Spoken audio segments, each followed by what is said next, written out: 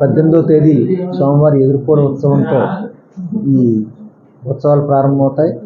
ప్రధాన ఘట్టమైన స్వామివారి కళ్యాణం 19వ తేదీ సాయంత్రం 9:30 గంటల నుంచి 11 గంటల వరకు జరుగుతుంది. 23వ తేదీన శ్రీచక్ర స్నానం, 24వ తేదీన శ్రీ పుష్పయాగం జరగనున్నాయి. ఇవి ఈ ఉత్సవాల్లో ప్రధాన ఘట్టాలు.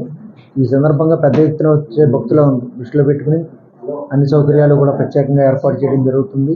మంచినీటి వసతి కానీ, రవాణా సదుపాయం కానీ, అదేవిధంగా భక్తులందరూ వీక్షించడానికి అనువుగా కళ్యాణం సమయంలో ఎల్ఈడి స్క్రీన్లు ఏర్పాటు చేయడం కానీ, భక్తులకు సుమారు 10,000 ప్యాకెట్లు భక్తులకు తలంబ్రాలు ఉచితంగా పంచడానికి తగిన కౌంటర్లు కూడా ఏర్పాటు చేయడం జరుగుతుంది.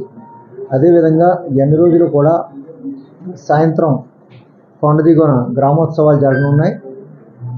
ఆ గ్రామోత్సవాల్లో ప్రధాన ఆకర్షణగా మొదటిసారిగా ఈసారి కొత్తగా నిర్మాణం చేసిన స్వామివారి రథంతో రథోత్సవం జరపనున్నాం 22వ తేదీ సాయంత్రం.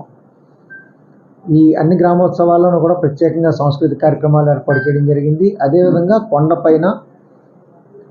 కొండ కింద దేవస్థానం జూనియర్ కాలేజ్ గ్రౌండ్లోనూ కూడా ప్రత్యేకంగా వేదికలు ఏర్పాటు చేసి మన సాంప్రదాయాన్ని ప్రతిబింబించే విధంగా ప్రత్యేకంగా సాంస్కృతిక కార్యక్రమాలు ఏర్పాటు చేయడం జరిగింది.